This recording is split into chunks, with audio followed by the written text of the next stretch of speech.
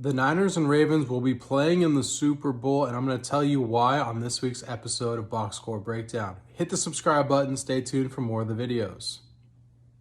If you believe in conspiracy theories, then it's already proven that the Niners are the red team and the Ravens are the purple team. And both teams with their color schemes already being in the Super Bowl logo make them a lock to play in Las Vegas. However, I'm going to break down each game, starting with the AFC Conference Championship. Pat Mahomes and the Chiefs, you listen to them after they beat the Bills on the road in the locker room. The leadership that Travis Kelce and Patrick Mahomes, Chris Jones, they have the stalwart players that can lead a road upset victory over the Baltimore Ravens. It's hard to bet against Andy Reid, Steve Spagnuolo, and of course, Patrick Mahomes potentially having the ball last drive. He needs, a minute to go down, kick a field goal, get a touchdown. The guy is magic. However, the Baltimore Ravens are the more complete team, stacked on defense, more weapons on offense than they've ever had. Even Dalvin Cook at running back, just rolling out new running backs late in the season. And Lamar Jackson is the MVP. He's the X factor as well on offense. And you go and you stack up both teams and you look at it's Patrick Mahomes and his clutchness, or is it the complete team of the Baltimore Ravens and of course them being at home? I got to give the nod to Lamar and the Ravens. They're the purple team in the logo conspiracy on TikTok, but ultimately they humbled the 49ers and Brock Purdy. They have the more complete team. It wouldn't shock me if Patrick Mahomes can keep it close or potentially steal one with a late possession and magic on the field. But something about this Ravens team, they got the dub cam, they got some characters, they talk a lot of smack. I think they're physical. I think they'll run the ball. And of course, they have Lamar Jackson, who's playing unbelievable football right now. Give me the Ravens to win and meet the 49ers in the NFC, representing the NFC in the Super Bowl. Let's talk about the Niners game. They should handle the Detroit Lions. The Niners are more physical. They're well built. They have more playmakers on offense. Their defense is better. It does worry me a little bit. You got Jared Goff, the Bay Area native, coming back. They're playing great football. They have some weapons. They run the ball really well with David Montgomery.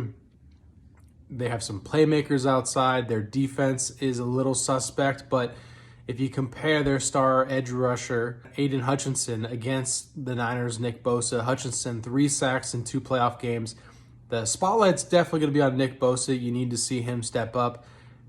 Chase Young hasn't been doing much on the other side. The Lions can definitely run the ball at Chase Young and at this 49ers front and potentially attack on the back end against Ambry Thomas. But top to bottom, Brock Purdy had a shaky game. He's not going to be playing in the rain. The Niner faithful will be out supportive. They'll be loud on defense, making it hard for Jared Goff. And I think the Niners top to bottom have enough depth, enough talent. They should win this game comfortably. They might not cover the 7.5 points, but I like the Niners playing in the Super Bowl against the Ravens, and I look forward to breaking that one down soon. Honorable mentions, I'm going to talk about some of the new hires. It's pretty shocking that Bill Belichick is still a free agent. He didn't get the job with the Atlanta Falcons. That image of him at a Chick-fil-A ordering a chicken sandwich after a second job interview is something that's going to last with me. The Falcons go with Raheem Morris, respected defense coordinator. He's in the cool coach club with Kyle Shanahan and Sean McVay. Knows them from their time in D.C. He was an interim coach when Dan Quinn got bounced, so the Falcons are comfortable with him. But Bill Belichick, surprising to me that another one of these layoff casualties looking for work joined the club, Bill Belichick. And the other name in the coaching search, Jim Harbaugh, lands with the Los Angeles Chargers. They're having a lot of fun with their memes on social media, but Jim Harbaugh is box office. He's a big name. He's going to bring relevancy and physicality to that Chargers franchise and put them back on the map in a very competitive AFC West. I'm excited for him to get back in the NFL, to compete against his brother and all the big name coaches. Might have to be a little bit of a Chargers fan, a little bit, just to watch him rebound that program. Elsewhere, you have Brian Callahan to the Tennessee Titans. Not much to say there. I think that's going to be a job that they're going to replace in a couple of years.